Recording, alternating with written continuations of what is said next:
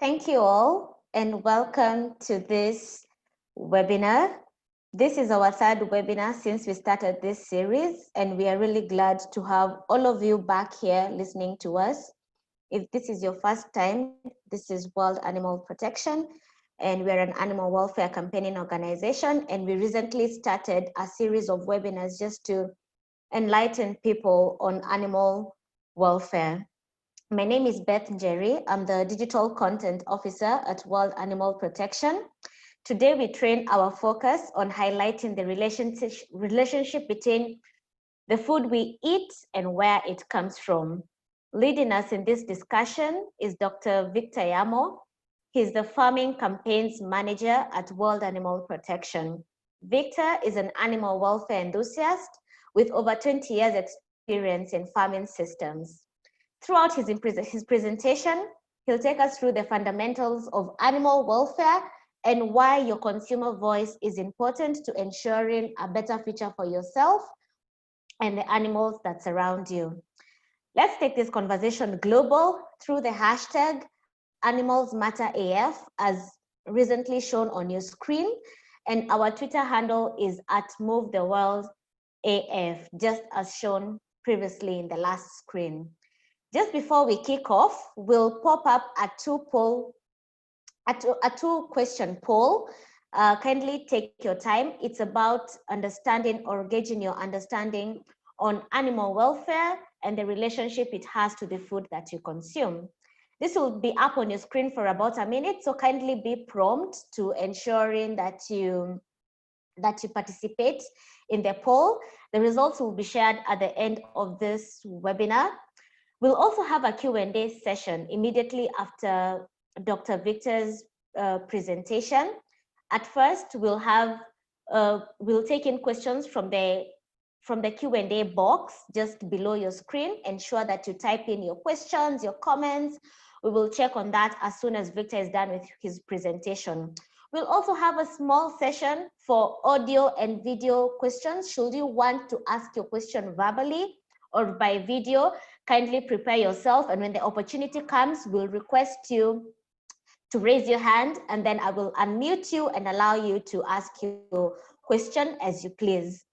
Well, after the entire webinar, we'll have a 15-minute session for all the journalists in the house. So if you're here and you're representing any media house, kindly do stay behind. At the end of this session, we'll give you the opportunity to ask any questions to our key speaker for the day. Now, without any further more to do, I will pop up the the webinar, the poll questions. So kindly do participate and let us know what your thoughts are.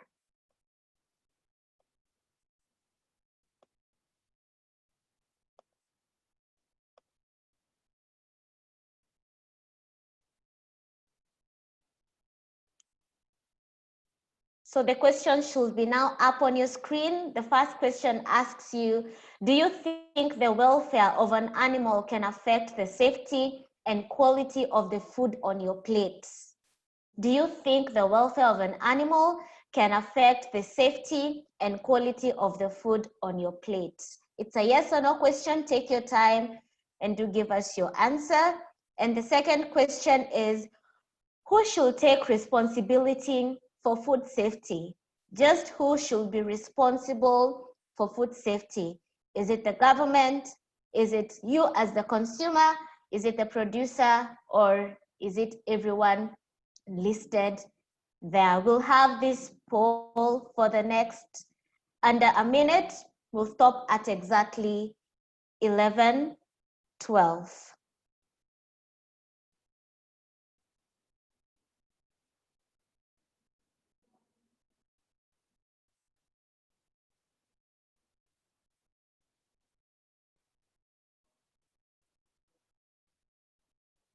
Thank you to all of you who are just joining us. We are just beginning. Kindly participate in the 2-question poll, and after this, we'll jump right into the main presentation.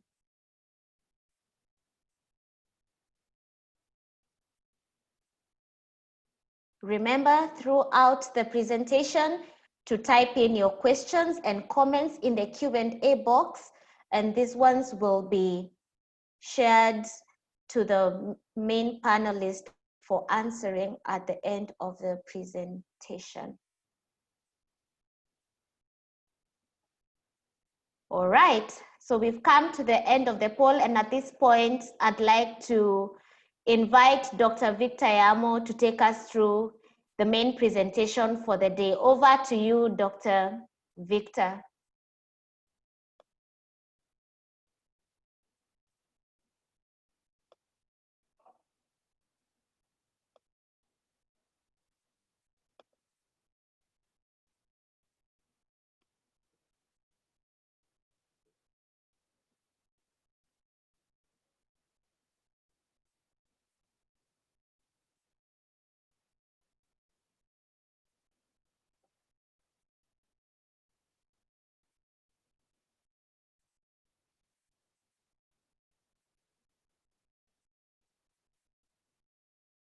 Over to you, Dr. Victor.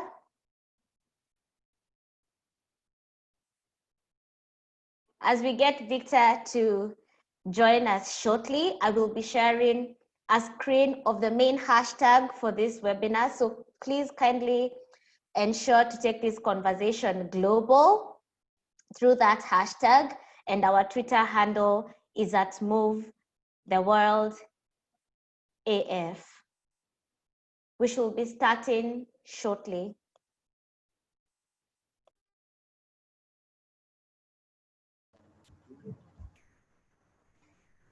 Thank you, Beth.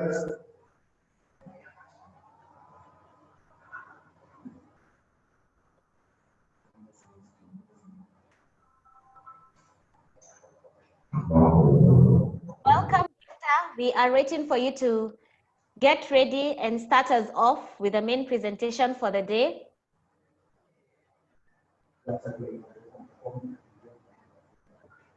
Okay.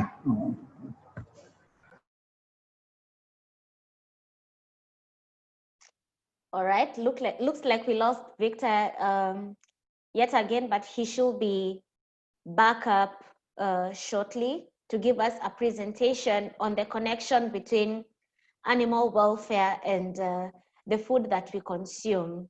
Often, most people think there's no correlation, but there is a correlation. Like they say, you are an ultimate total, immersion of what you put in. So definitely whatever you put in in your body is a consequence of what that animal has gone through in the farming system. And that is exactly what Victor will be taking us through this main webinar. Allow me to kindly put up the screen on the main hashtag for this webinar and our Twitter handle. Kindly keep the conversation alive, take it global. We are also going live on Facebook. So kindly, if you know anyone who would have wanted to be part of this conversation, but they didn't make it, you can tell them to access the video through our Facebook main timeline, which is World Animal Protection Africa. But in the meantime, let's take the conversation global through the hashtag Animals Matter AF on the Twitter handle at Move the World AF.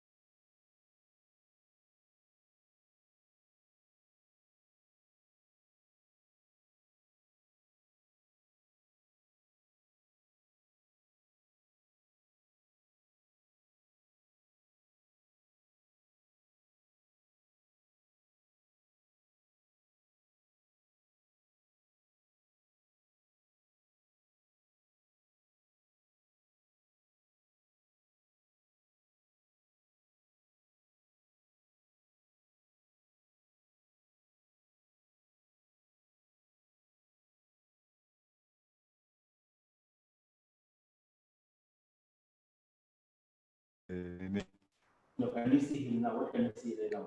Tell me what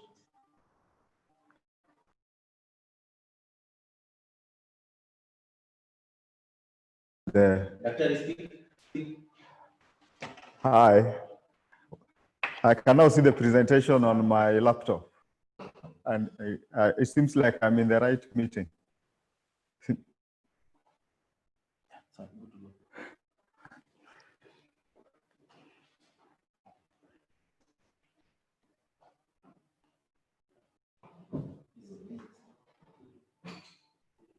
Thank you for joining us, Victor. Over to you to take us through the main presentation. Thank you. Thank you, Beth, and for the participants for bearing with us. It seems I was in another meeting, but now I've been found. What I'm going to simply do is to take you through a presentation that will be giving you what animal welfare, the connection between animal welfare and food safety, and then we will have questions at the end of that.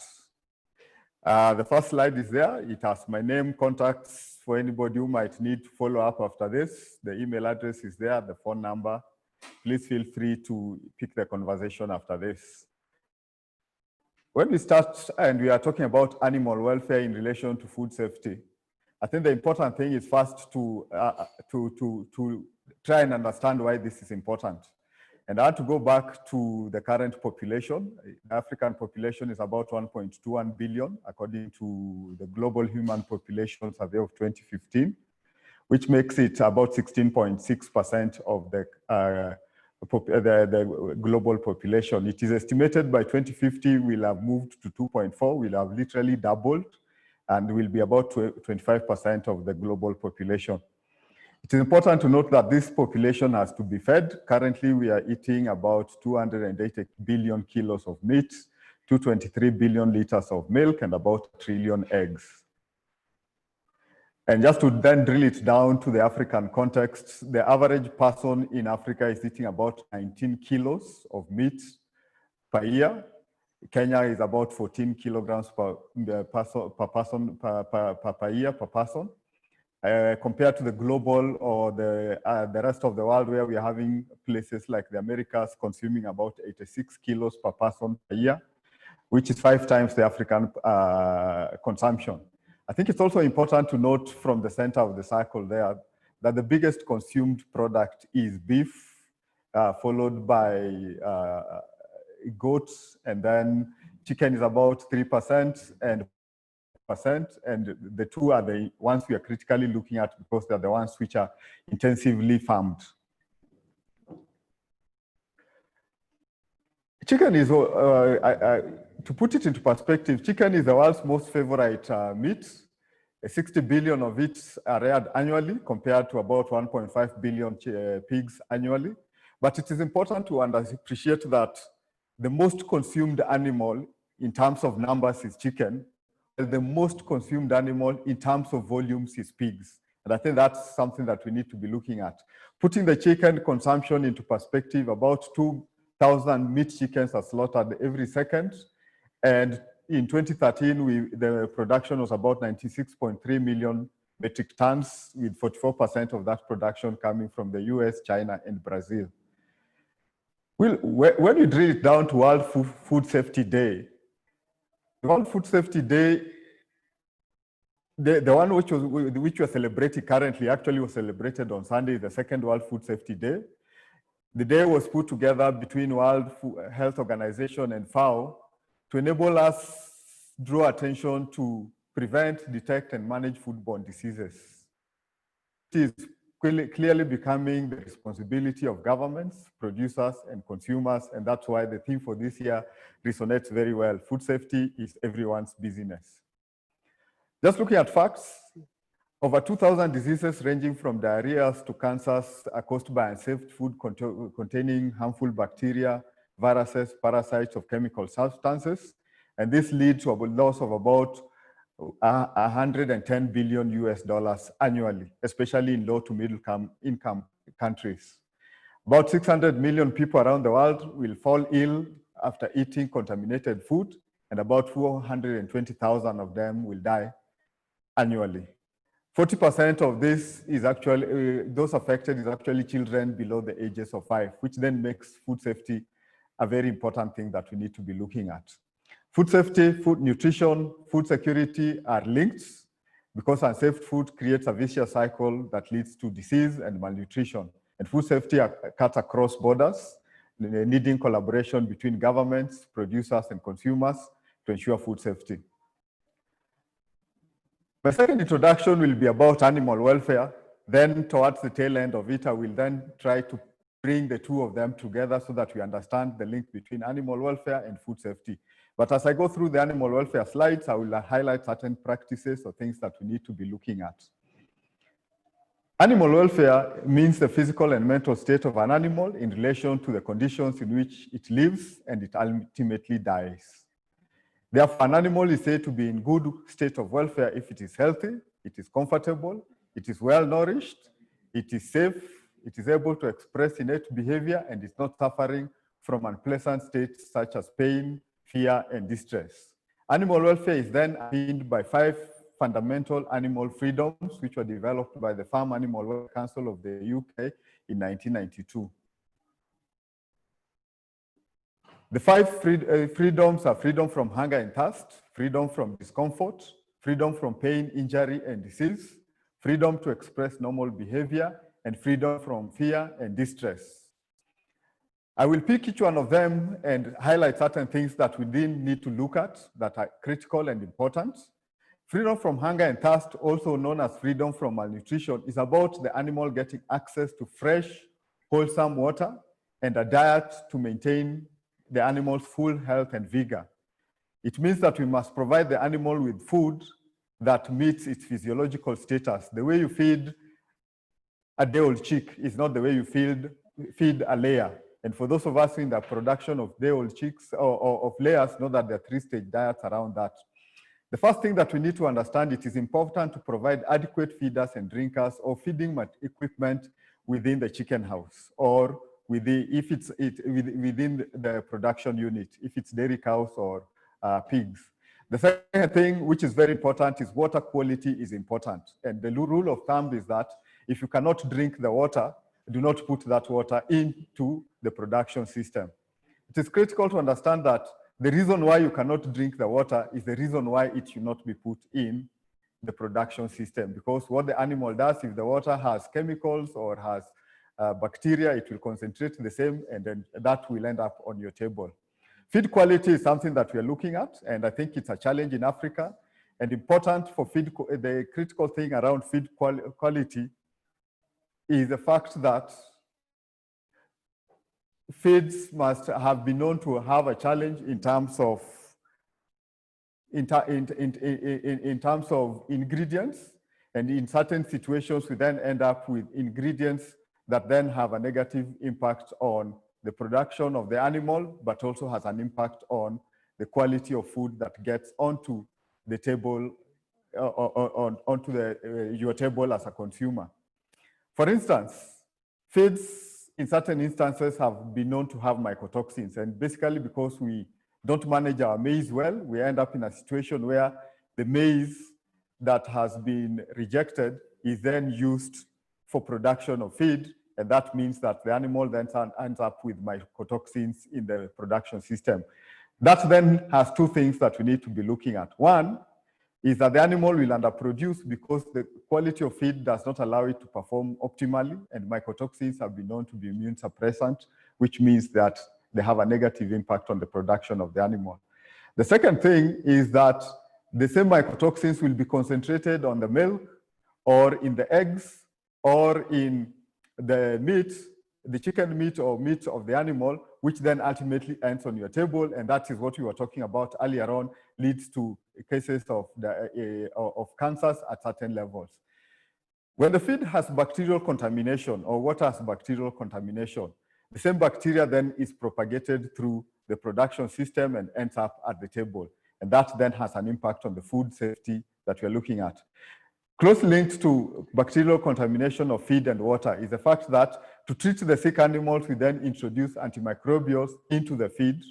And that then leads to a situation where the feed has the animal then produces meat or eggs or milk that has antimicrobials in it that then ultimately leads to the antimicrobials being found in our food, which then has an impact because when you ultimately fall sick, we are not able to treat you based on that one.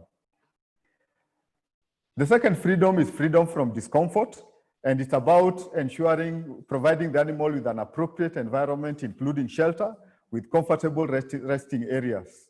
The critical things then we need to look at in terms of the environment that the animal stays in. One is overcrowding or stocking densities. And I think COVID has now taught us something about social distancing. Animals also need to have a certain distance for them to produce optimally. But beyond production optimally, the distance is also critical for management of disease.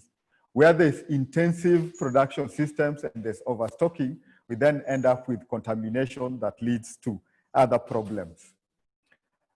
We also have multi-age sites where we have situations where the farmer has more than one flock on the site, and that then has an impact because disease then spreads from the older flocks to the younger flocks, and that propagates, decreases production, but it also has an impact on ultimately what we are looking at in terms of food safety, because that means the system is not safe.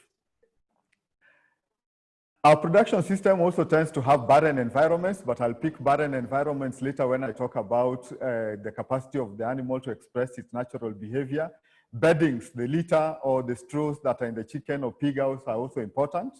If they are not at the level that they need to be or they are not adequate, then the animal has challenges that then has an impact on the production that then leads to food safety issues because the animal gets either blisters or disease because of injury, because of the environment and the bedding, which then leads to bacterial contamination that goes on into the production system.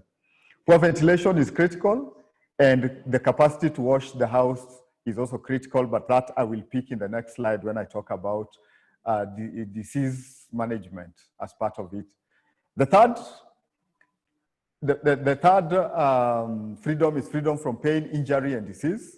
And it's about prevention and control and rapid diagnosis and treatment of diseases within the production system. Animals must be healthy, and we must strive to ensure that they are not falling ill. Part of it is how we prevent diseases using things like fencing for our farms, looking at biosecurity, which looks at anything that can bring contamination into the farm and managing that process, things like wild birds, things like rodents that can contaminate the production system and then has an impact on the food safety at the table, at your level. The capacity to clean or disinfect the house. And again, we are now from COVID learning that it's important to wash our hands properly and sanitize. The same process, it is important that the chicken or poultry or production unit is washed properly and then sanitized or disinfected. Part of management of diseases is vaccinations. And when the animal finally gets sick, we need to treat it. And part of the treatment is ensuring that diagnosis is done. And for diagnosis, you need to have the technical people doing the right thing. I think part of the challenge we are having is that we are having diagnosis or farmers self-medicating because they are consulting the other farmers or asking for information from the wrong sources. When the farmer doesn't have the technical man making the correct diagnosis, we end up mistreating the animal or treating it with the wrong product or adding products that should not be in that process. And it's a cost to the farmer, but it also has an impact on food safety. And so it is important that the farmer seeks appropriate advice when there's a problem that needs to be, so that the appropriate treatment is given. Part of the treatment is then managing what we call drug withdrawal periods. Farmers have been known to sell products from their production systems even when they're treating animals. And that then introduces antibiotics into the food chain. It also means that as a consumer, you're then consuming products that are already having antibiotics in that process. So freedom from pain, injury, and disease is very important to ensure that we manage and to ensure that the safety of the food or the production system is adhered to. Our next freedom is freedom to express normal behavior. And it's about providing the animal with sufficient space, proper facilities, and company of animals of the same kind.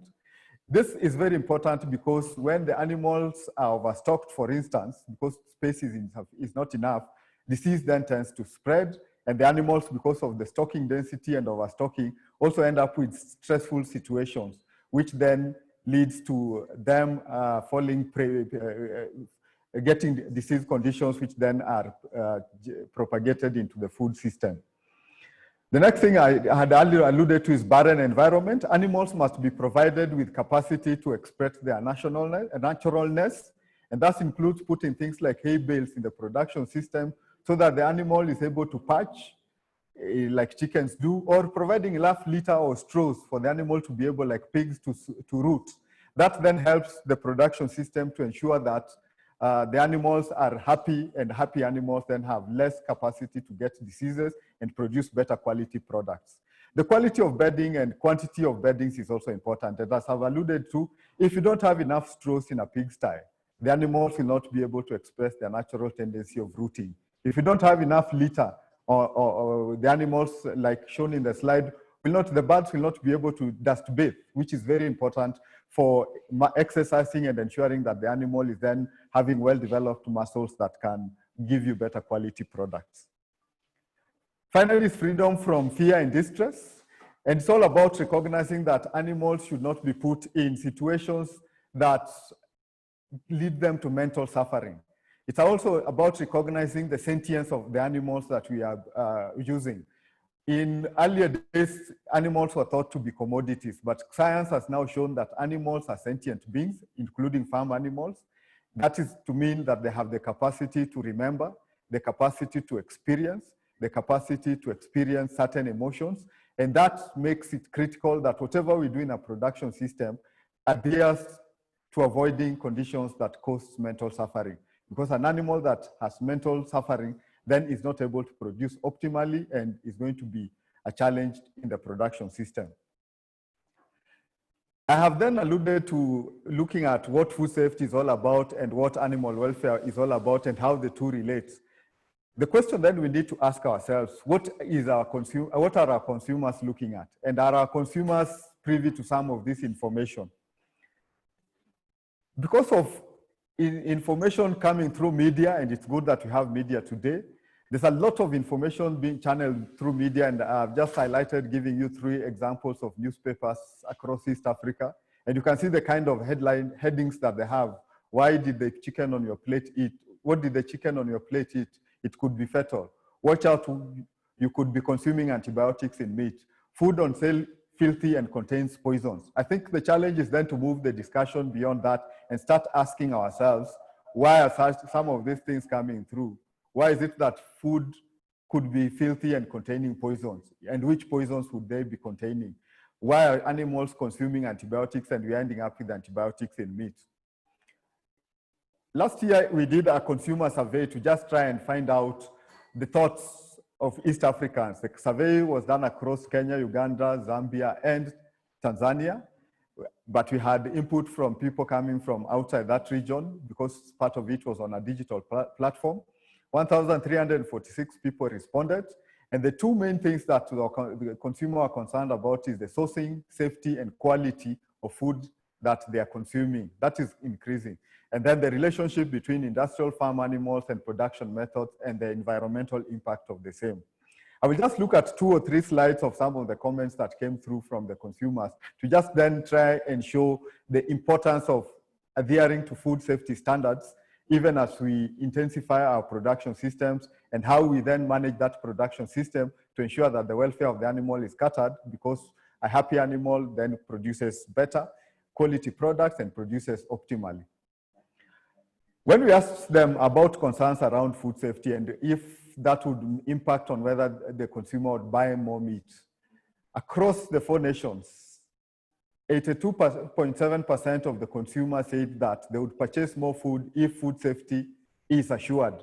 And that is a challenge to us as producers and as governments to ensure that our system are able to not only produce food, but ensure that the safety is assured. And that's a discussion we can have on how that safety can be assured. Consumers are also saying they want food that is free from chemicals. And there's a series of chemicals that they were alluded to. Things like growth hormones were mentioned, antibiotics were mentioned at certain levels, preservatives were mentioned at certain level. And I remember last year we had a TV clip, an investigative journalism looking at some of these things. And so this information is getting to consumers, and averagely 68.8% of the respondents said they would be able to purchase and eat more meat if they were sure that it was free from chemicals. Remember that we are in the continent where our meat consumption is low, as I alluded to when we started off, with only about 19 kilos per person per year, total meat consumption, against the global situations happening elsewhere. We also looked at antibiotics, because antibiotics is something that consumers have started talking about. And in our survey, there was a lot of discussions about concerns about food having antibiotics. And as you can see across the slide that I've put there, consumers are able to connect that animals in poor welfare production system receive antibiotics. At least 61% of them would connect. And I think that's a critical thing, that we are masking poor welfare issues in production systems by giving antibiotics. And in fact, science has shown, or research done in this continent has shown, that close to 80% of antibiotics that we use in production systems are unnecessary.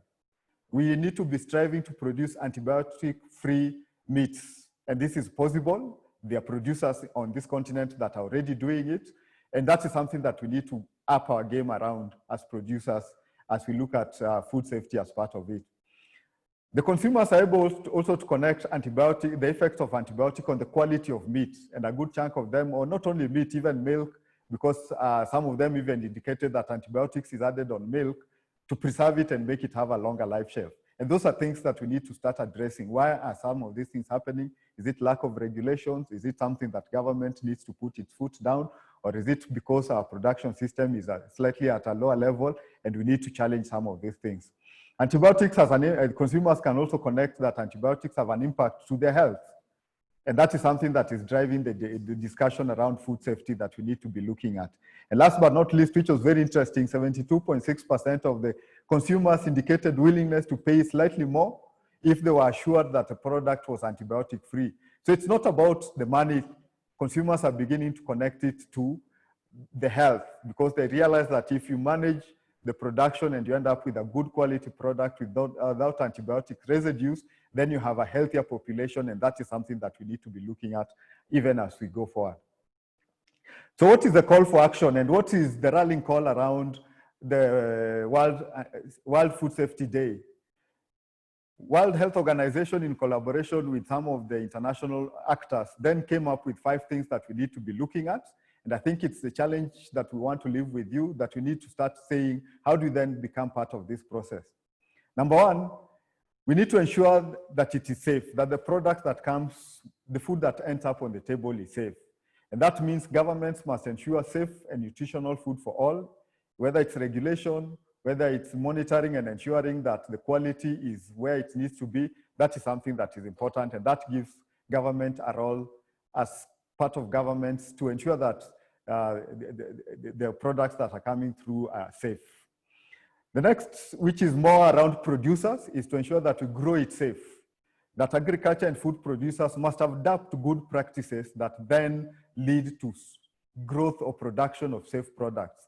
Remember, we've talked about things like washing the chicken house, or ensuring the hygiene and sanitation in our production system is up there. We must ensure that biosecurity is catered for, so that rodents or wild birds or contaminants are not getting into our production system, which then has an impact on food safety. So we need to adopt certain good practices, and as an organization, we are working with industry to produce good production standards that can help farmers or producers to move from the current state we are in to states where we are producing food safety or wholesome products that are not going to be injurious to the community or to the consumers. We also need to keep it safe.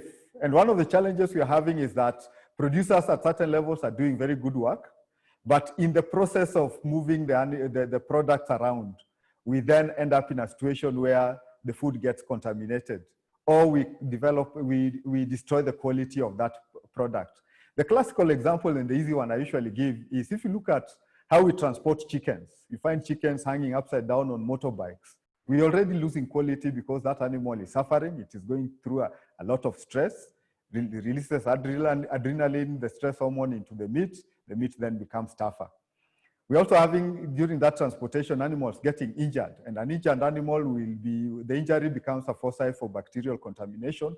And by the time you slaughter the animal is already having bacteria load in the meat, which then has an impact on food safety. So as consumers, we also need to ask ourselves, where am I buying some of my products?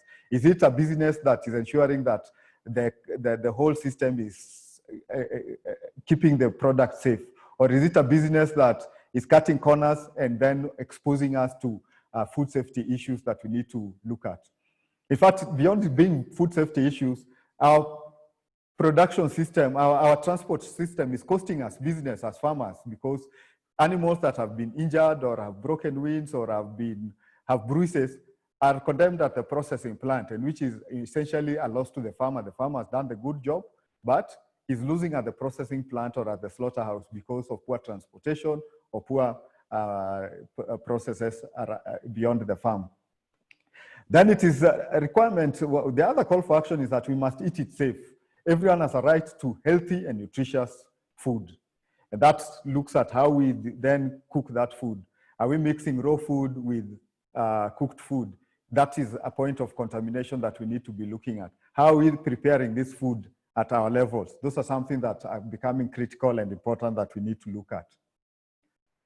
Finally, is the call for the team to team up for safety. And that's why I think this year's theme for World Food Safety Day is important, that everyone has a business and everybody needs to be part of that process. So that's something that we need to believe. We need to start working together as producers, as consumers, as industry players, as researchers, to then drive the process of ensuring that our production standards are ensuring that we have wholesome products being produced at the end of the whole process. In conclusion, as I bring it to an end, then allow us to have some question and discussion. One, we must recognize that foodborne diseases can be transmitted to humans through uncooked animal products. And I've highlighted some of the diseases that need to be, and the products that we need to look at: milk, meat, eggs, and some of the diseases there. But it's not only foodborne diseases, it's also chemicals. We talked about mycotoxins that are coming through because of feeding animals with poor quality maize. They can also go through the food chain and be transmitted to humans through that process. Chemicals that we add to preserve, and we last year we saw the journalisms, the investigative journalist pieces that talked about adding certain things into meat to preserve it. Those are things that can end up in being negatively impacting the consumer, and it's important. The second thing we need to look at is proper handling of animal and animal products is key to achieving food safety. And it all goes about, and I want to say it this way, it's about the welfare of that animal, from production through transportation to slaughter to retail, and ultimately how it gets to your table. If there's a glitch anywhere in production or in transportation, it means that you're ending up with a product that's either contaminated, which then has a negative impact on your food safety. We can prevent foodborne diseases at source, and at source means looking at what is happening at the farming level. It is important for us as consumers to start interrogating our farmers and our producers and asking them to ensure that they have certain minimum standards that addresses the welfare of that animal, which then ultimately will address the food safety or the wholesome of the product or the quality of the product that ultimately gets onto the table. If the animal has a challenge at the production level, then you have challenges at productivity level and you have challenges at the food quality level that becomes critical. And just to allude to the fact, what we need to be looking at in terms of at the producer level is the water that we ultimately put on the table. Yeah, good quality of water, animal feedstuffs, and farm practices are important in ensuring that we have high food safety levels in this country and on this continent. Lastly is to say that animal welfare is first important to the animal. And as I alluded to earlier on, the animal is sentient, which means it feels, it experiences, and it suffers. But beyond that, animal welfare is also important for humans. And today we've shown you that animal welfare is important to improve productivity and the quality of food that comes onto your table, thereby addressing nutritional deficiencies in the population, food security issues, and food safety issues. So one of the things I would like to say is that this is part of the Sustainable Development Goals, that we need to ensure that food safety and food security are addressed. Animal welfare standards are also becoming important in business because they're becoming a prerequisite for you to get products into international markets and meet the consumer demands. So these are things that we need to look at. And I hope that in this short presentation, we have been able to show you the critical role that animal welfare plays in food safety. Thank you.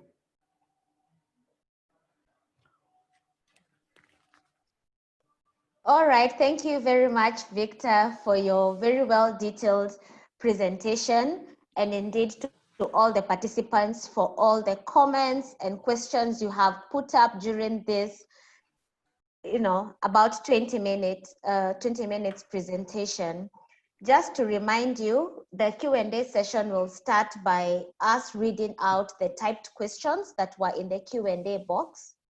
We'll also give a time slot for anyone who would like to ask any audio or video questions.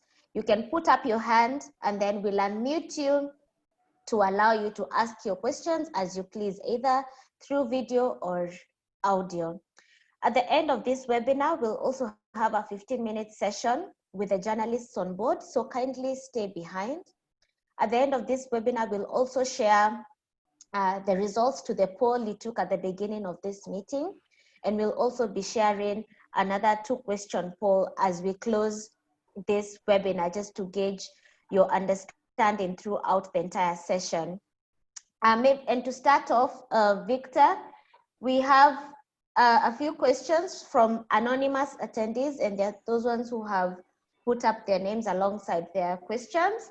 One is it true that foods derived from animals is less safe than those from plants? So we have that as the first question. Is it true that foods derived from animals is less safe than that derived from plants? We also have another question in line to that. What can be done to lower the rate of shedding of pathogens by animals, given the understanding or given the way people put up their animals in their homesteads? What can be done to reduce them, the shredding of pathogens from these animals? We'll start with those 2 questions and then we'll proceed to the next. Thank you. Thank you. Those are very good questions. The first one about whether there is less risk in using plants than in animals. I think what I'd want to say is the same issues are in agriculture. And I think it then introduces the concept of one health or one welfare, where we need to look at what is happening at the environmental level, what's happening at the animal level, and what's happening at human level, because the 3 systems are interlinked. I'll give you a good example. When you dispose of manure from a chicken house or from a pig house, where is it most likely going to go to?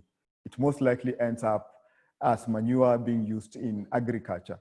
And we've seen that in this country, for instance. That manure, unless it comes from a high welfare production system that has very good biosecurity measures to ensure that it has low levels of contamination, we'll end up with the same bacteria we are talking about or the same antibiotics we are talking about being on the plant that it's used to grow. So ultimately, by saying you're going to use trying to compare plants and animals, the catch is that the 2 are interrelated. So whatever is happening at the plant or animal level is going to happen on the other side. I've given you a good example around manure and the possibility of transmitting disease or antibiotics or even mycotoxins into the environment. So part of what we then need to look at is how do we then ensure that our production system, which is interlinked, is able to ensure safety throughout the system. And that's why the world is moving towards one health or one welfare systems that then looks at everything. When, to just give you another example, when you have an antibiotic that is expired in your house, what do you do with it? Most of us will dump it or will flush it down the loo.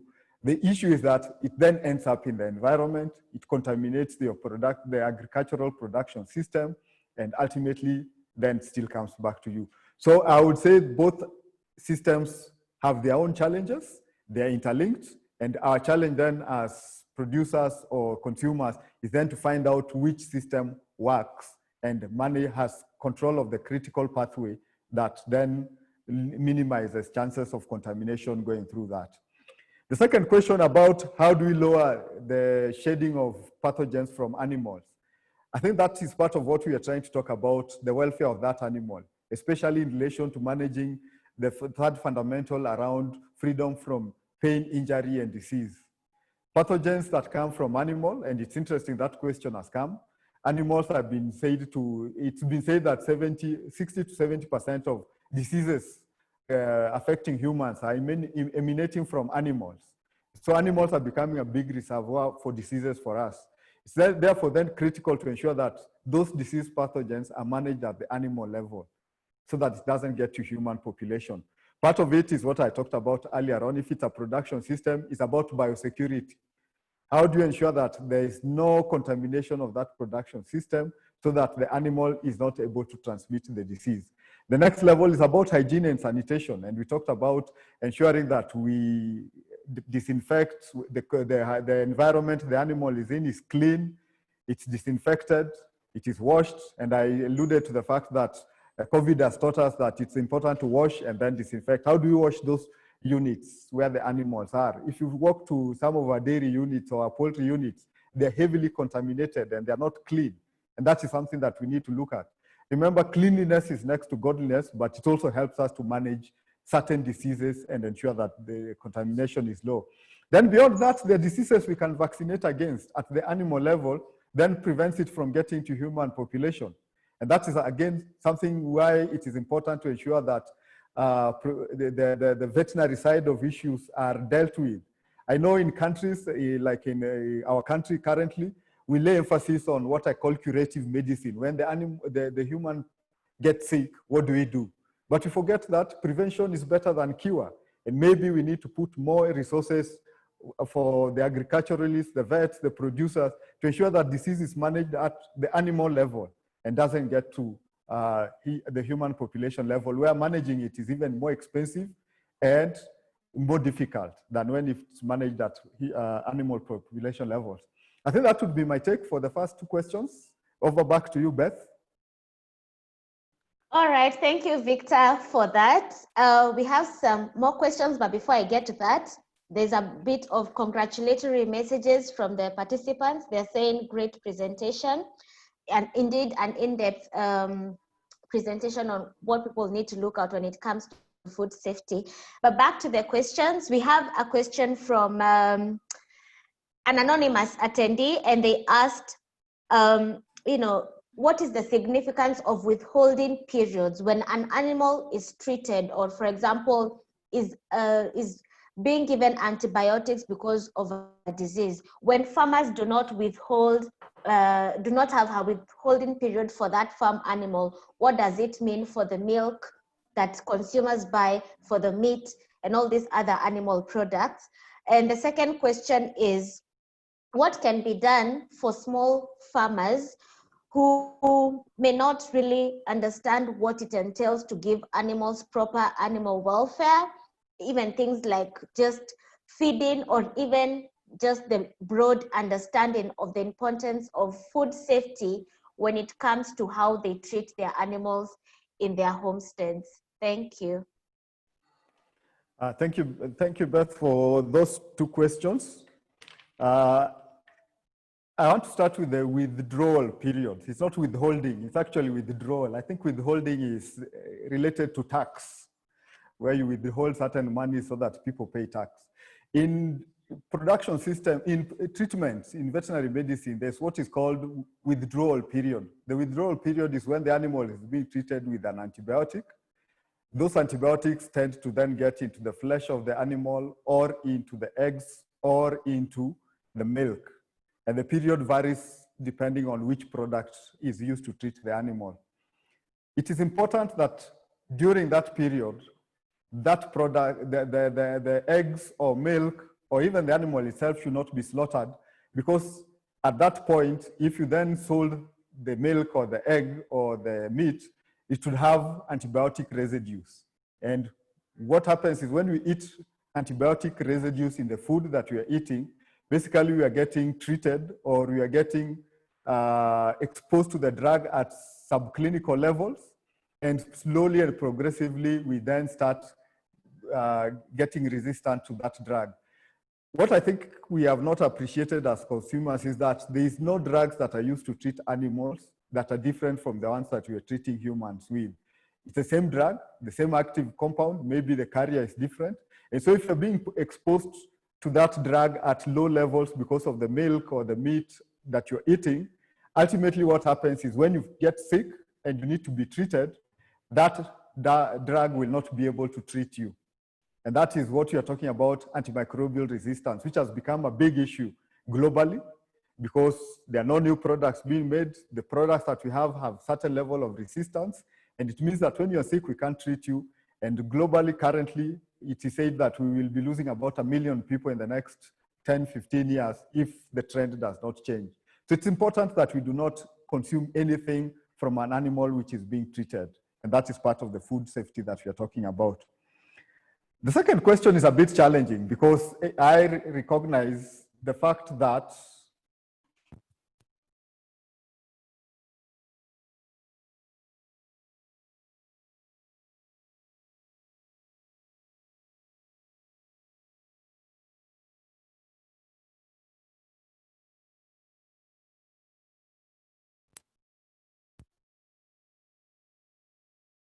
the second question is very important because I recognize that in the developing world, 70 to 80% of our production is on the small scale farmer. And I think it's a challenge that we then need to look at. How do we move small scale farmers along and improve them in the continuum of production so that their production also meets certain standards and ensures that we have wholesome products coming at the end of the day.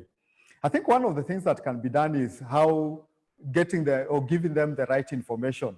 Extension services is important, and again, it's very disappointing in some of our countries when the farmer cannot get the right information because extension officers or extension personnel are not readily available at the ground level where the farmers need them. I think the next level is also then teaching farmers, connecting productivity and good quality products to their returns. And as I alluded to earlier on, if the farmer is doing a good job, but is losing out because either the beddings are not enough, so the chickens are ending up with blisters, and that is being condemned at the factory price, at the factory level, the farmer then needs to see the economics of what he or she is doing. I talked about spacing and said that there's a myth that the more we produce, the better. So farmers pump in more animals into certain spaces. What they fail to see is that that process leads to a situation where the animals are too congested, they end up with disease, which then drops the productivity and the farmer ultimately loses. So I think what we need to be encouraging our small scale farmers is to move away from farming as a by the way or a side hustle to farming as a business, and then looking at the economics around that business. I think those are the two things I would like to leave it at, and something that the rest of us can also chip in and have a discussion around. Back to you, Beth. All right, thank you, Victor, for your feedback on that. The other questions are, how can a consumer know that the meat they're about to purchase or consume has been adulterated? Just what is that any consumer should be looking out for when they're purchasing any meat product? And then there are those people who know very well they are putting food that has been adulterated in the market. And there's a feeling that little is ever done, if any. And, people are just wondering just what can be done. What's better that governments can do or law enforcement to ensure that culpable person putting out adulterated animal food products to consumers, get questioned? Thank you, Beth, again for those two interesting questions. The first one is a bit challenging because with a naked eye, it's very difficult to differentiate good quality products and what has been adulterated or what has come through a system that is doubtful. However, I think it's us as consumers beginning to have a relationship with the retailers, the restaurants, or the butcheries where we buy our products from. I just want to say something about the survey we did. When we asked consumers who are the most, where they bought their beef or meat from, 70% of the consumers across the 4 countries buy their meats from a butchery. They don't buy meat from supermarkets, although supermarkets are beginning to set up butcheries. They don't buy meats from the processors. They go to their local butchery. In a secondary question, we then asked, who is the most trusted or who is the least trusted source of information? And the least trusted source of information after government was the butchery. It became very interesting that we are buying meats from a source we don't trust. And I think that's part of what we need to start addressing. How do we then work with the butchers? If I can hold the butcher in my neighborhood accountable by asking simple questions: where is the meat from? Where was it produced? Who was it inspected? Can I get a certificate from public health or director of veterinary services saying that this meat is inspected and is fit for human consumption? That's part of holding the system accountable. That way, then we quickly weed out the unscrupulous dealers that are within that system. When you buy your produce in a supermarket, how many of us look at the expiry date on the meat? Or how many of us even look at whether it has been inspected? The other day I was having a discussion with some of our consumers and they were surprised to know that on even packaged meat, there is a DVS mark to show that the director of veterinary services has inspected that meat. But most of us don't look at it at that level.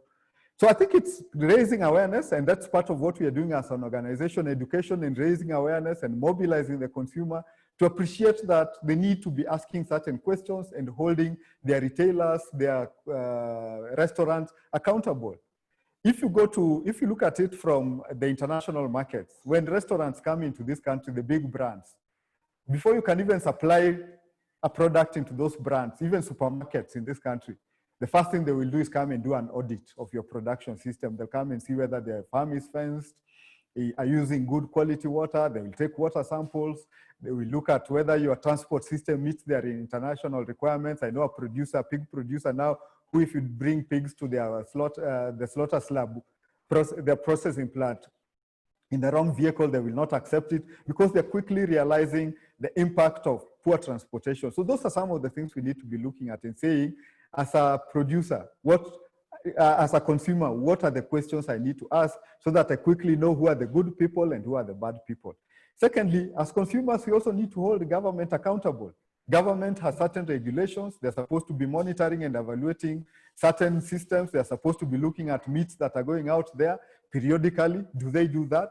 Or is it everyone to himself and we've been left to the masses of the producers and the business people? And that's why the call was very important. There's a role for business people, there's a role for producers, and there's a role for consumers, and there's a role for government. So all of us can then push the system to the next level. In terms of the next question that talked about adulterated food in the market, what can we do? I think part of it is what I've already alluded to. Government needs to take its role and responsibility seriously. It is very interesting that anytime we have a media expose, quickly government then goes and collects samples from supermarkets and states 1 or 2 things. But 3 weeks later, we are back to normal. This certain bodies in government are charged with the responsibility of consistently monitoring the quality and the safety of the food that comes to our table. We as consumers need to hold them accountable. Maybe what is lacking on the African continent is strong consumer organizations that can drive change. And maybe that it's time for us consumers to consider, maybe we need to have strong organizations that can demand certain things that can be, lead us to the next level. That's where we as an organization are looking at how can we have volunteers that can help us to drive the message, that can rally around certain issues around retailers or fast food restaurants, that then drives that process and forces producers to then move to the next level. There's a role for you as a consumer, which I've also alluded to. There's a role for us as producers to ensure that within our producer organization, that unscrupulous dealers are not allowed into it. It's not about each one of us staying on its own corners. It's about us as producers coming together and weeding out people who are not meeting standards. That is the way we then ensure that our production system is driven to the next level. Thank you, Beth. Over to you again for any more questions. All right, thank you, Victor. We appreciate all the questions that are coming in, but in the interest of time, we will not be able to address all questions. But we have some hands up, and we want to give you an opportunity to ask your question verbally or through video. So I will start with Lillian Nyaga. I am just unmuting your mic. Can you hear me? Yes, I can. Yes, can you go ahead and ask your question? Yeah, so my question was, how do we be able to track what is a good quality meat? Is there any like certification or just a way of identifying when you go to the supermarket to pick up that this is a good piece of meat that I can definitely trust? Because at the moment, I am not sure I can trust what I get in the market.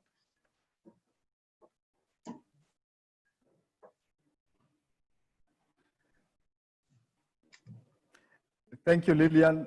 I am not sure whether I should answer yours or should wait for us to collect more Beth's advice. Yes, let's collect more questions and then you will answer them all together. We'll also take a question from Josiah. Josiah, can you hear me? Hello, Josiah. Yes, I can hear you. Yes, Hi. Go ahead and ask your question. Thank you. Thank you. To my friend Victor, this is Dr. Mandieka Josiah, and mine is more of a comment really, because I didn't, while you have presented so well, I did not hear really the contribution of industry, because industry plays also a very critical role in ensuring quality products that are used in a livestock production systems, especially in terms of food safety. A case in point would be vaccines that would help in reducing the infections of chicken or pigs, various zoonotic problems or diseases like salmonella, for example. Salmonella is a very serious foodborne disease, typhoid fever in human, and salmonella in chicken. We have vaccines that have been produced by good industries that now our regulators are registering in this country to ensure that they are used in these animals so that birds don't get sick, and when birds don't get sick, therefore human beings will not be sick. So I think the point on vaccine producers or drug manufacturers should also be emphasized, as they play a very critical role in ensuring that the food chain is really wholesome or prevented from contamination, and the pathogen shedding will be minimized, as someone asked about. So it's a critical component. It's more of a question, but a comment, but I think you could allude a little more in that regard. Thank you. All right, thank you, Josiah. We'll quickly go to Roland. Hi, Roland. Hello, hi, Roland. Okay, looks like Roland is not ready. Alexander.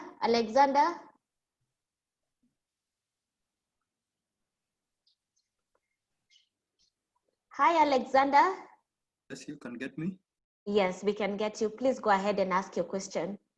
Okay, thank you, Dr. and all the contributors. I've enjoyed the presentation. I'm Jami Amina. I am following you from the US.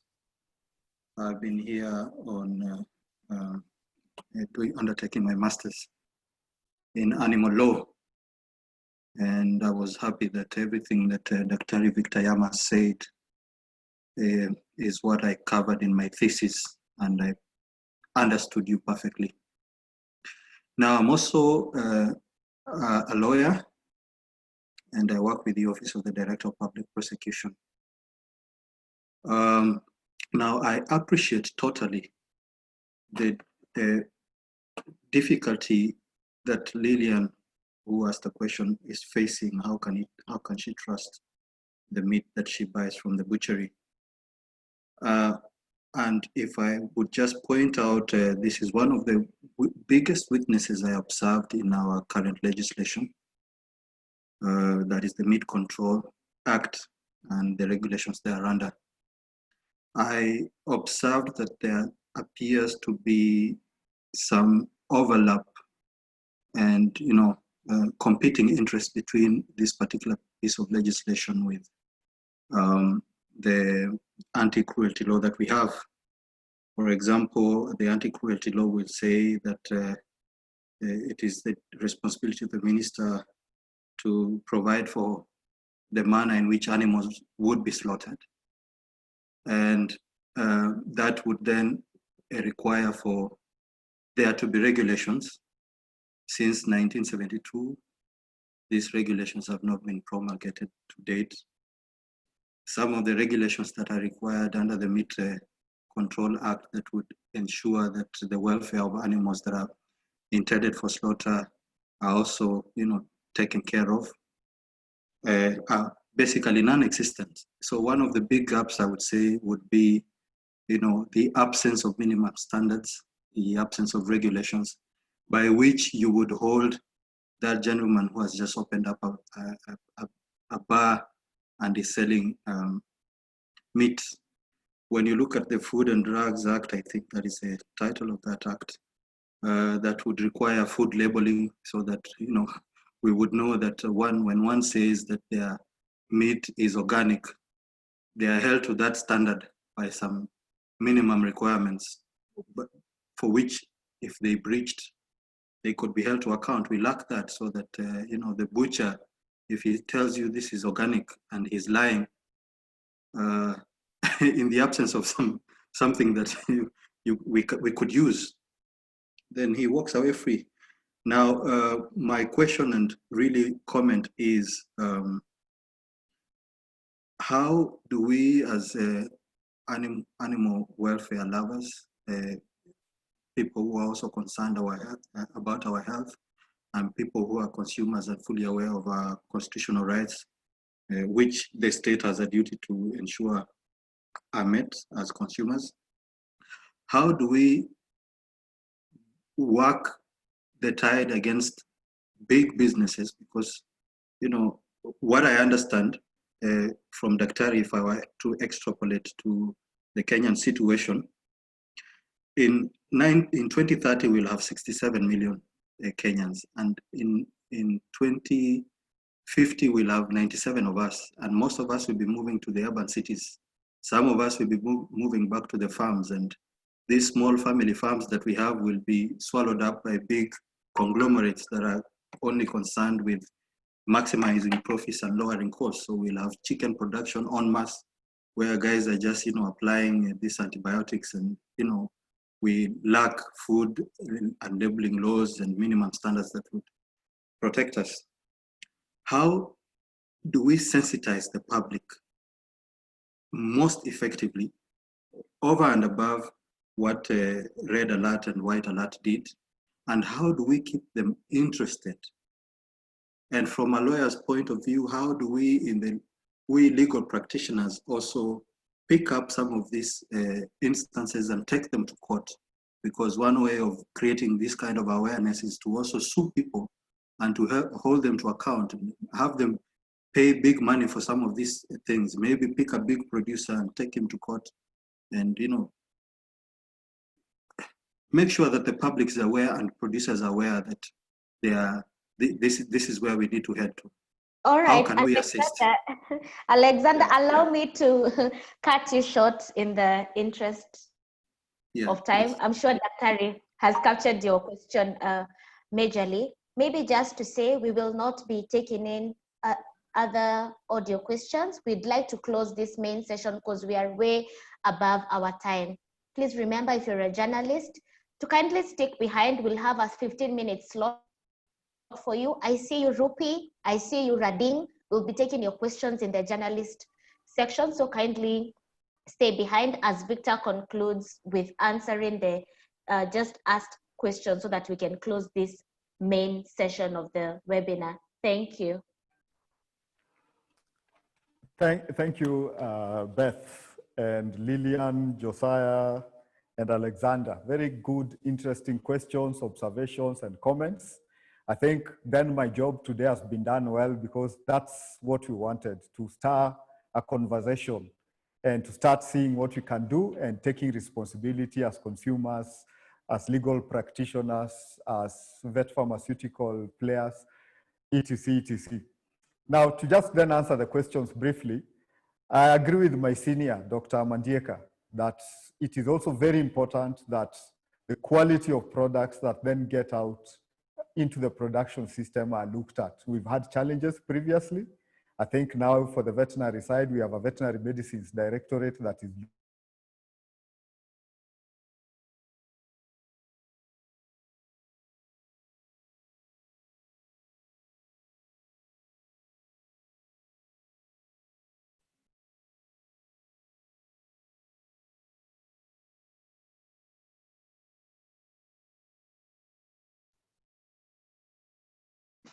Apologies, looks like we lost Victor there for a bit, but he will be coming back in a few.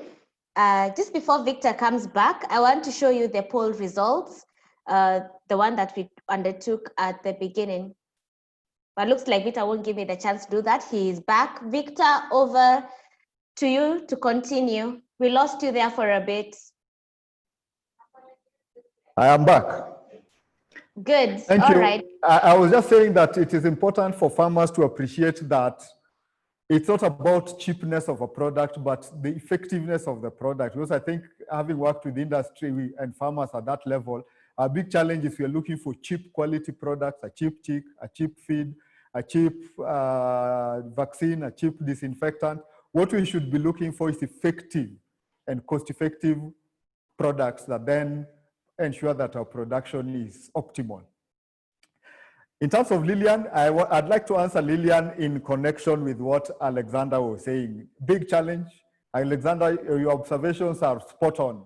And it's good hearing it from a lawyer, because that's part of the challenge. Our legal system or our legal architecture is not where it's supposed to be.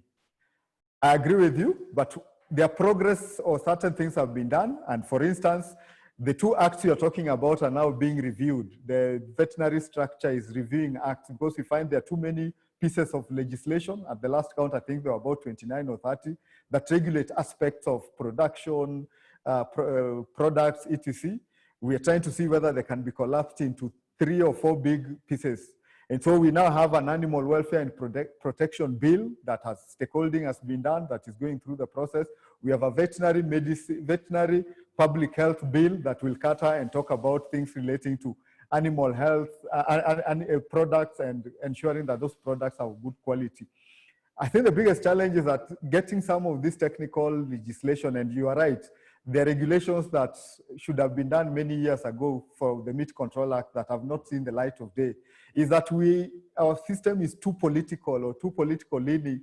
So it's easier to get a bill talking about changing the constitution through parliament than a bill that is talking about consumers and the products that we need to eat. And I think that's part of what we as consumers or the general public can hold our legislative arm accountable for. It's not only about their interest and what politics is looking at, it's also about our general welfare. Yeah. Some of the laws we are looking at revising are things that should have been actualized. When the Constitution of Kenya 2010 came into place, it gave certain provisions.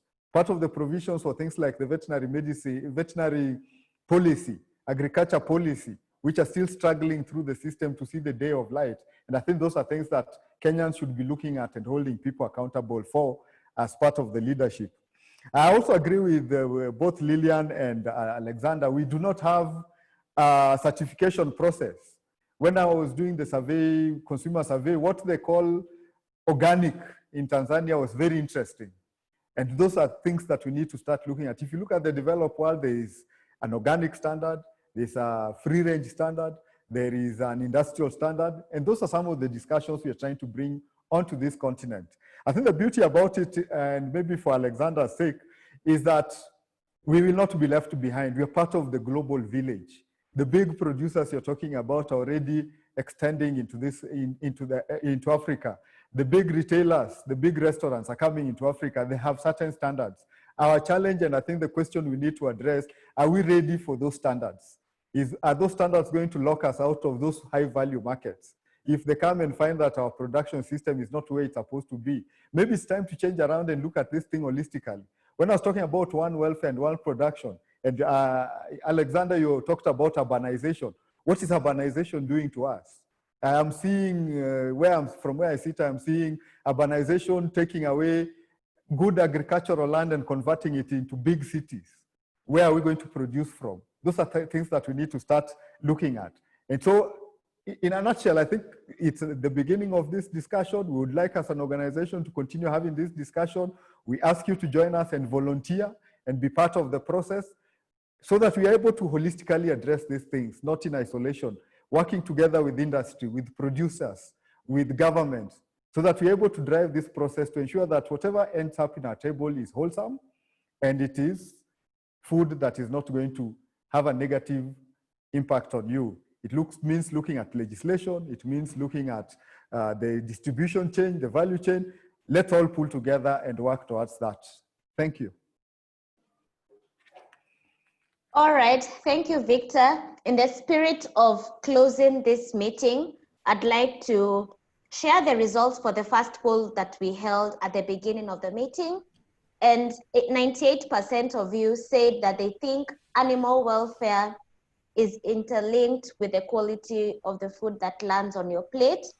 And governments, consumers, producers, all of them should be responsible for animal welfare. So it looks like there's an understanding generally on where, you know, animal welfare and food safety stands.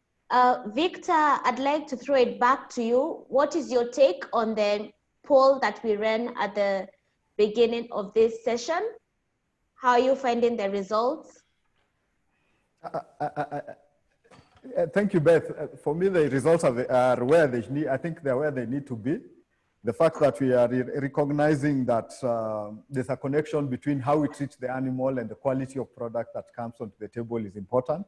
I think that discussion needs to be pushed further so that everybody is on board, not only the few of us on this call, but what are we doing as people on this call to ensure that that narrative is taken over there. The second question is also good to know that 94% of us believe that all of us need to work holistically. It means that the message from World Health Organization and OIE and all those bodies that were put together around World Food Safety Day is resonating well with the general participants, because all of us have a place to play in ensuring that food safety is at its best in our markets. Thank you, Beth. All right, Victor, we'll now launch the final poll for this meeting. So kindly take your time and fill up. And once you are done, you're free to leave the meeting. But just to say thank you all for attending this webinar. This has been our third webinar since we started a series of webinars to educate you and the rest of the world on really why animal welfare is important. We'd like to even thank those ones who are repeat attendees to these webinars. We do not take your participation for granted. Of course, big thanks to our main panelist for the day, Dr. Victor Yamo, for the lead in taking us through what it means by animal welfare in relationship to food safety. Kindly follow World Animal Protection Africa across all our social media platforms to stay updated with our messaging on animal welfare. We are World Animal Protection Africa across all channels. So if you look for us on Twitter, Facebook, Instagram, YouTube, our handle is World Animal Protection Africa. So please do follow us, do write to us. We'd like to hear your thoughts and contributions on how we can further this agenda. And thank you all who have participated in the poll. Without any more further things to do, if you're joining the main webinar, you can leave at your own pleasure. But for the journalists, please stay behind. We'd like to get your questions to enable you in your reporting after this session. Thank you very much.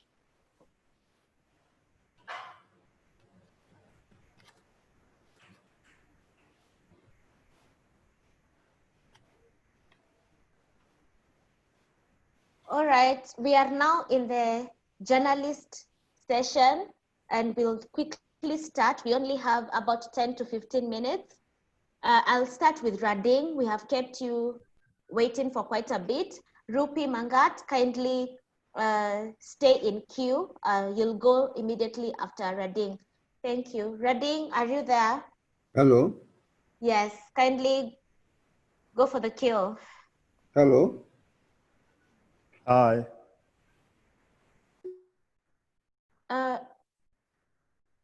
Rading? Yes, can you hear me now? Yes, kindly go. Okay, my question goes to Dr. Victor. I just want to find out, is there a relationship between the emergence of the new diseases among the animals and the destruction of the ecosystem? Because if you follow what we are experiencing now, the ecosystem supports our nature of life. If you look at Ebola, it was because of the ecosystem breakdown, because we continue destroying our ecosystem. Then my second question is, do farmers have the autonomy to grow or even rear what they want, bearing in mind that the market determines what is being produced? Thank you. All right, Radin, thank you for your question. Rupi Mangat, kindly come in. Hi, Rupi. Hi, Rupi. Hi. Yes. Hi. Kindly go ahead. Okay, my question is about bushmeat trade.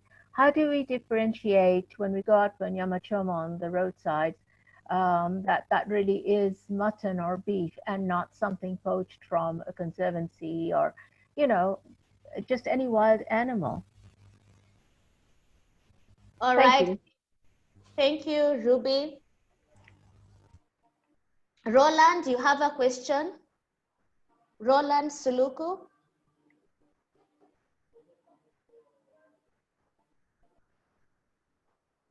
Roland, looks like we lost Roland there. Alice? Hello. Hi, Roland. Hello? Yes, Roland, do you have a question? Yes. Okay, Yes. kindly go ahead and make it brief. Yes, we are talking about, Victor was talking about antimicrobial resistance. And the people that are doing this trade also, like the local chicken traders in our country, when they go and buy the chicken, they use antibiotic to feed their chicken. And in West Africa, we have less veterinarians in most of the countries in West Africa. And therefore, the animal rearers treat their own animal. My question is, how can we prevent the antimicrobial use and consumption in regions where you have less veterinarians and animals rearers don't have access to veterinary services? All right. Thank you, Roland. Good question. We have Galaxy J4 as your username. Do you have a question?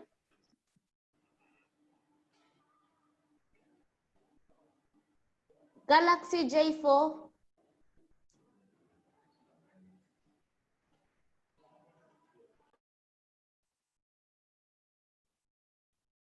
Collins? Collins, are you on the line? Okay.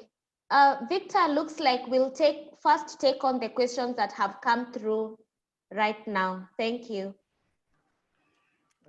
Thank you, Beth, and those who've asked questions. It would have been interesting to know which news station or media house you represent.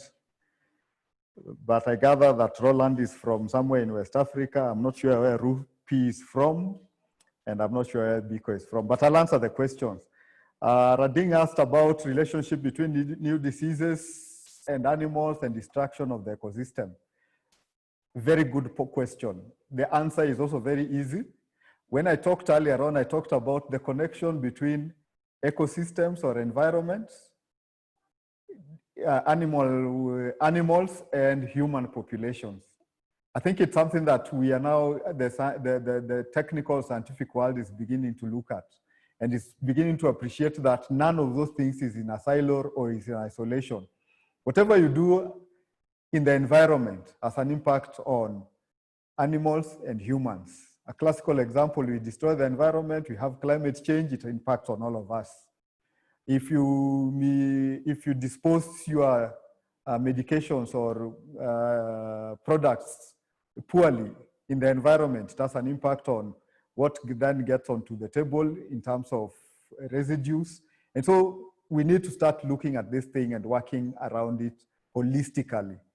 Yeah, I think COVID is a good example. We are talking about wet markets and the outbreak coming from an engagement in a wet market that is blamed on bats and other animals. But the reality is, if you look at all the other diseases we've had recently affecting human population, they're closely related to animals and specifically animals in the wild. And that's why as an organization, we are pushing and saying, maybe it's time to stop commodification of wildlife and starting to look at things differently, allow our wildlife to remain where it's supposed to remain.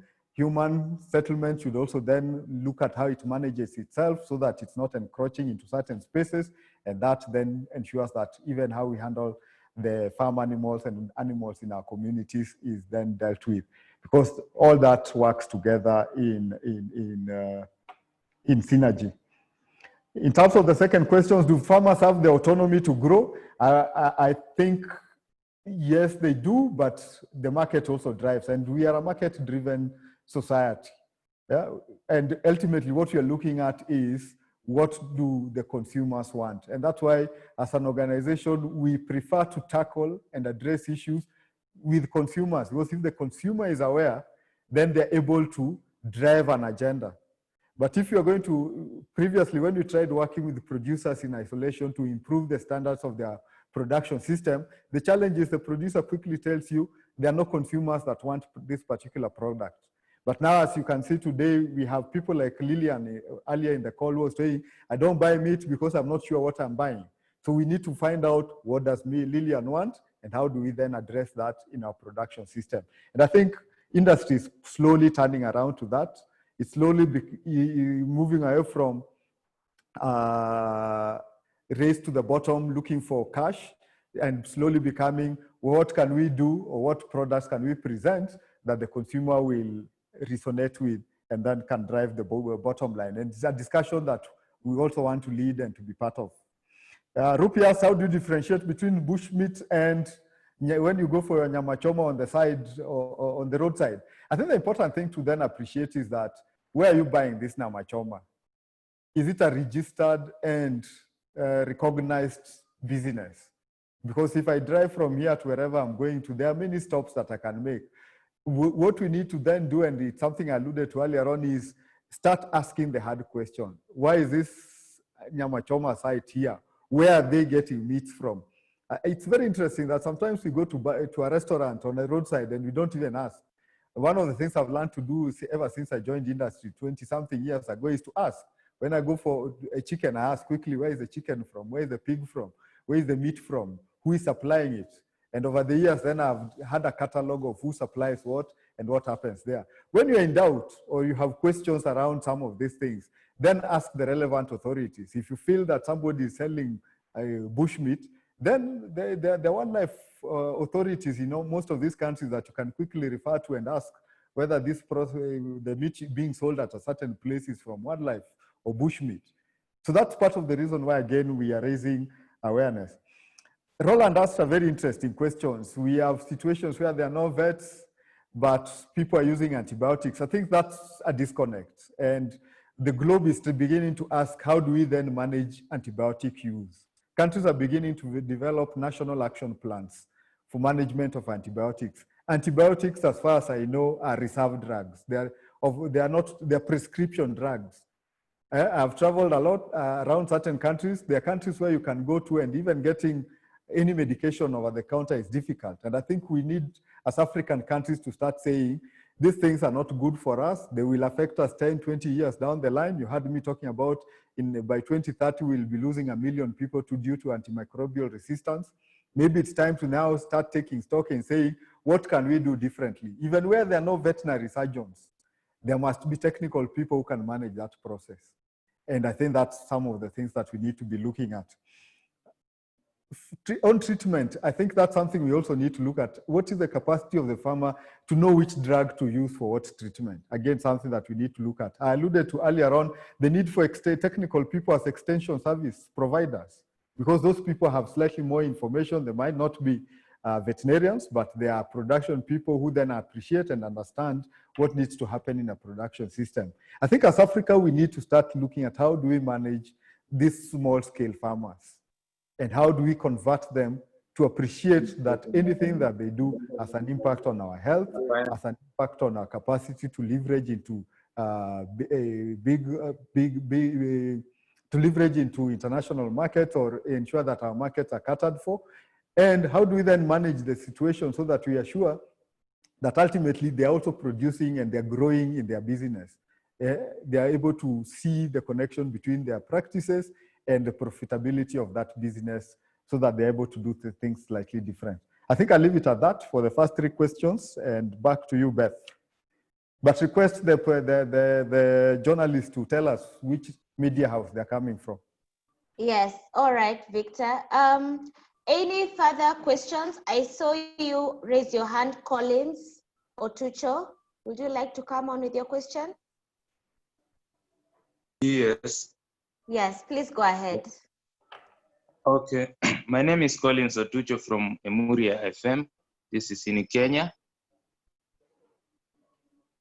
Are you getting me? Yes, we are. Yes, go ahead. Yeah. Does animal stress hormones affect human? Okay. All right, thank you for your question. Yeah, okay. Okay.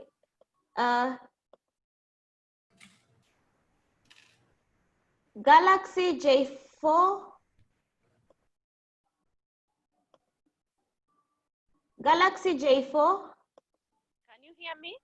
Yes, yes. Could you please let us know who you are and which media house you're coming from? Thank you. Pardon, just come again. Come closer to your phone. Okay, I'm saying my name is Miriam Murege from People Daily Newspaper. Please go ahead. I would like to ask, from the doctor's presentation, he said about 80% of the antibiotics used are not necessary. Can he kindly expand on that? Why are we using this if it is not necessary? All right, thank you for your question. Any more questions? We'll take one more and then we'll close this session. Yeah, I can see you, Pam. Pam, would you like to go? Oh, okay. Can you hear me? Yes, please say what your name is and which media house you're coming from, and then ask your question. My name is Pamela Oktoi from Africa Sustainability Matters. So I appreciate the presentation that has been made by Dr. Victor, and I just have a concern, or rather a comment. This is about the skills, because I haven't heard you mention anything about the skill set that is required. Just as when you're doing engineering, you're told these are the skill sets. why are we not talking about the kind of skills that we need for us to go ahead? If you want to practice animal farming, if you want to do agriculture, what kind of skills do you need? Because most of us just end up, if you fail to get a job that is white collar, you say, let me start rearing chicken, let me start do it, becomes an option, a second option other than the main agenda. Can we have that addressed or something on that? Thank you. All right. Thank you, Pam. I'll take that is the last question. So Victor, those are the last questions we'll take on, and then we'll proceed to close this webinar officially. Thank you. Thank you, Beth. Good questions, I must say. For Collins, his question was whether animal stress hormones have any impact on humans. The answer would be no. The impact is on the animal itself. The stress hormone is a flight hormone. That's why when you are scared, it prepares you to take flight or to ensure that you can protect yourself. Essentially, the hormone itself will not have an impact on human if you eat the meat. The challenge is that the hormone makes the meat a bit tougher, which then makes it a poor quality product. The hormone also makes the meat not to last long. So the capacity of that meat to be kept for longer is also doubtable. So the issue there was if the animal, and that's why when you go to slaughterhouses or when you are in the village, when you go to a slaughterhouse, the animal is brought a day earlier, it's allowed to rest so that hormone effect is not longer there, then the animal can then be slaughtered when the meat can come out tender.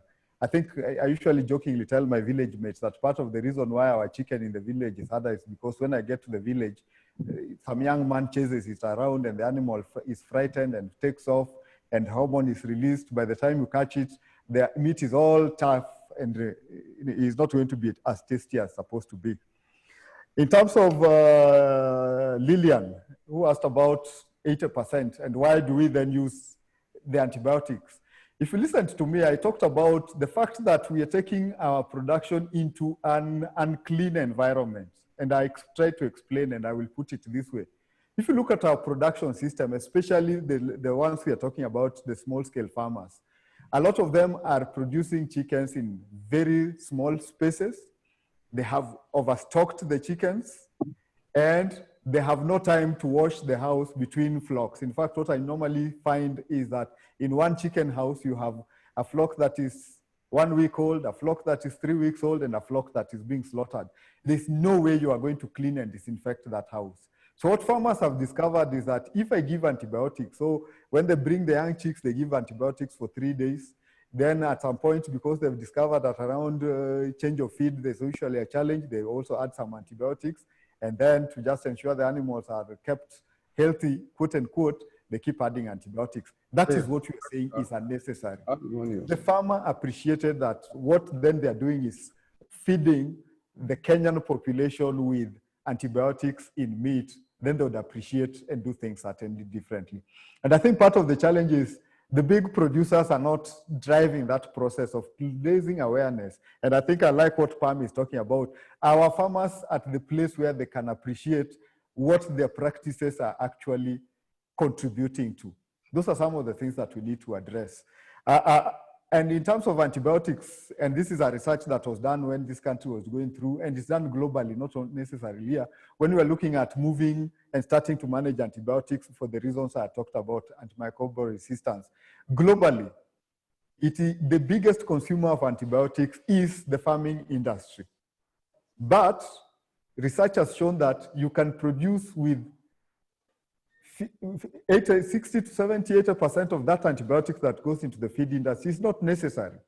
And that's what we are saying. If we did things right, if we washed the chicken house right, we ensured that we fed the animal with the right feed, it had good clean water, the environment is comfortable and clean, the ventilation is good, then you don't need that antibiotics. And there are farmers in this country and in the neighboring countries, Kenya, Uganda, Tanzania, Zambia, who are producing antibiotic-free chickens by just ensuring that the management. One of the slides I ended with talks about proper management, good feed, good and then of course good disease control, vaccination, biosecurity, hygiene and sanitation. Then the antibiotics becomes an null point that you don't need to put into the system. Pam, I agree with you about the skill sets, but you and I also live in this on this continent where people do not want to go and do agriculture as a first choice. Yeah, and that's part of the challenge. Farmers become farmers. Now, Dr. Yamo is about to retire in maybe another 3-5 years time. He will then become a farmer. That's part of the challenge. We need to make farming lucrative. We need to make farming one of the top courses. I have just seen universities have released top courses. How many of the A students have gone to do agriculture? That's part of where the challenge is. A students want to do medicine. A students want to do architecture. A students want to do engineering, but A students don't want to be producers of food. And that's part of what we need to address. We need to talk to our youth to appreciate that this is an opportunity to drive an industry that is very rewarding. I have worked in this industry for the last 25, 26 years, and it's one of the rewarding things. I would not do anything differently. So I think that's part of what we need to be looking at. And I think I would like to leave it there. I've tried to address as many of your questions as possible. I hope you've been satisfied. If not, as I said when we started, the first slide had our contacts. Please get in touch with us. Beth has been giving you our contacts. And let's continue having this discussion as days go by. Thank you, and over to you, Beth. All right, thank you, Victor. I'm sharing a screen of our social media channels. Please do follow us. That is where we put up all our updates. We are also quite active, in mainstream media and other platforms such as email and all that. We really do thank you for attending this webinar, for your participation, for your questions. We really do appreciate and look forward to having you in the next. But as for now, this is a good place to end, and do have yourselves a great rest of the week. Thank you.